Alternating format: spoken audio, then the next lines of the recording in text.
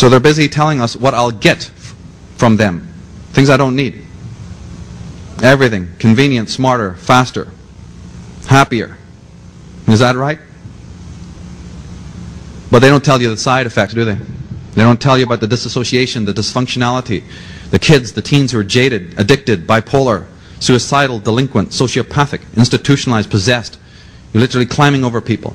They used to call it possession in the old days, you know, when the Meads took care of you, or the local witch doctor did his piece on you. They used to call you possessed. Well, we are still possessed today. Actually, if you ask any churchman, they'll tell you that the rate of possession has gone up since the advent of the television. Oh yeah.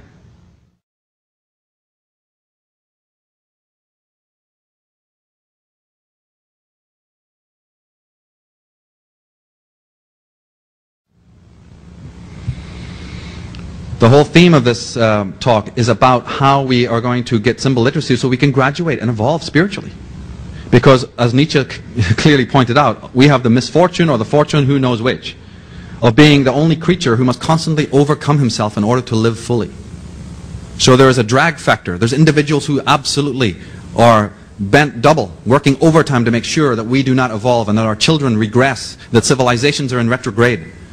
What would happen if a pharaoh came back today?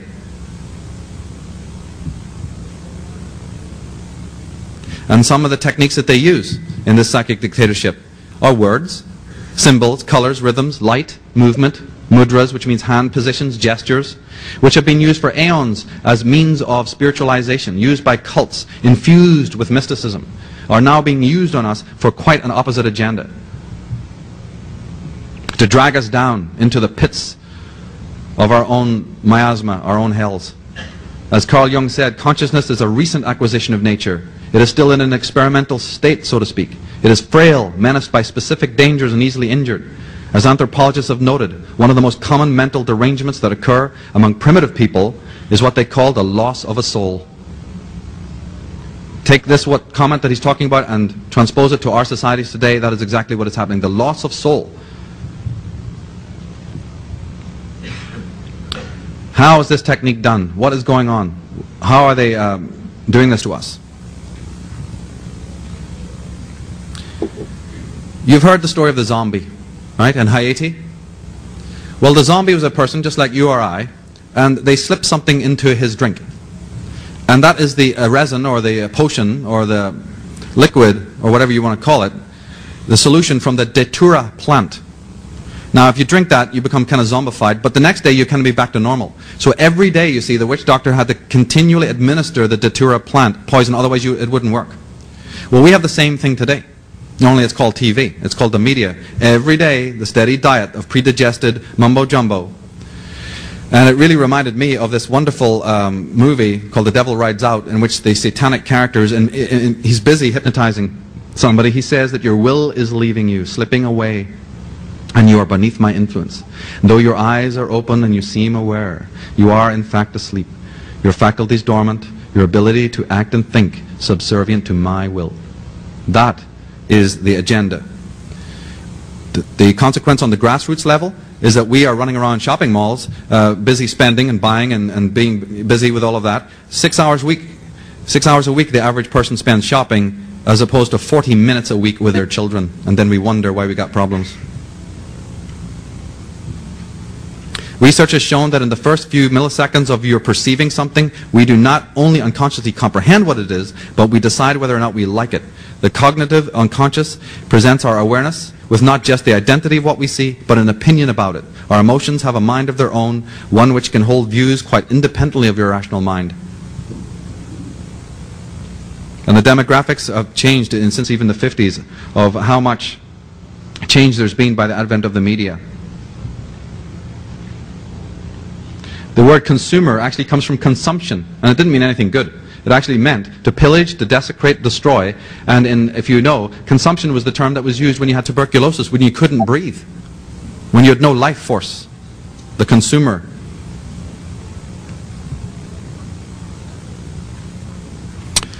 Well, before we get to how they're doing it, we got to say who is doing it. So a little recap on the fact of other things that you've heard here is that there is an occult history of America. And these are the individuals who have always used symbolism coming out of the ancient world, as Jordan and others have shown. The man on the left is Adam Weishaupt, who was the head of the Illuminati, whose origin date was May 1st, 1776, quite close to July 4th, 1776, the founding of America. His mantle passed to Giuseppe Mazzini, who then, when he passed away, the mantle of the Illuminati passed to the man on the right, who's called Albert Pike. Everyone in this room should be familiar with who this man is and what he is about, because he brought what is called Scottish Rite Freemasonry system to this country. Scottish Rite Freemasonry. And the symbols on the dollar bill are the hallmarks of this order, this secret society that George Washington and other of your founding fathers were warning about. If you go to the memoirs and read it, they were Freemasons, but Freemasonry was a positive, basically philanthropic society at that time, and was infused by these negative elements from Bavaria and from the old world of Europe. And they warned against it. In fact, the Duke of Brunswick, the head of Grand World Freemasonry, had stood up in the 17th century and asked for the disbanding of World Freemasonry completely, because he was aware that it had been infused with negative elements of Illuminist philosophy.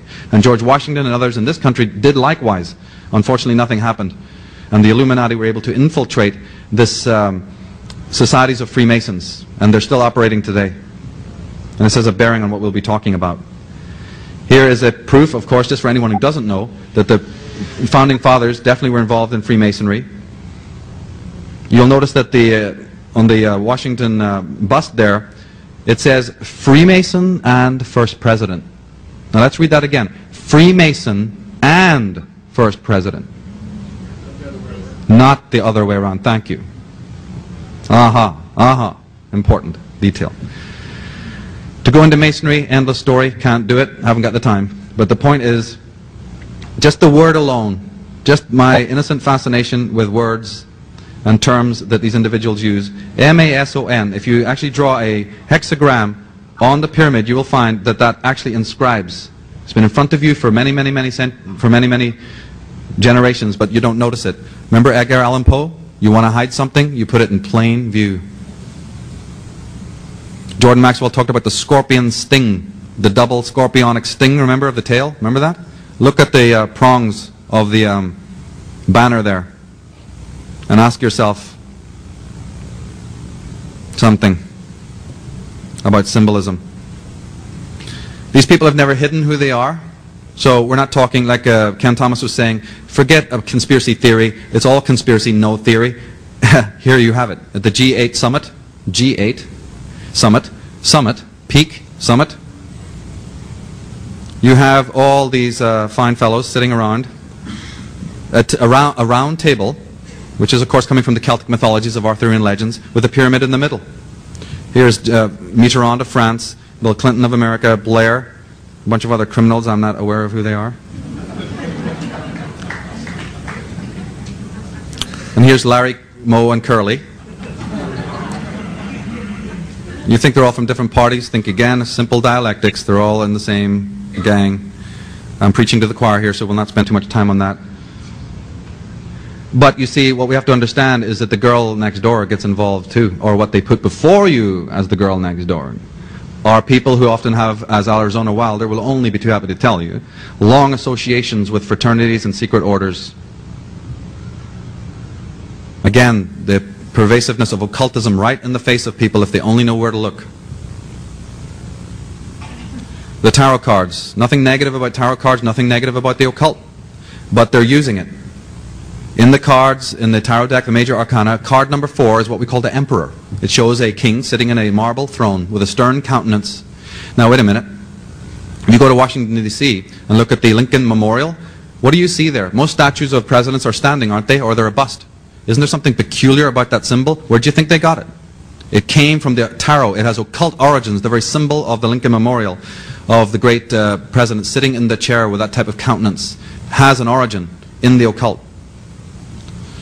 One of the symbols that should be well known, pretty generically known, is the famous handshake of the craft members.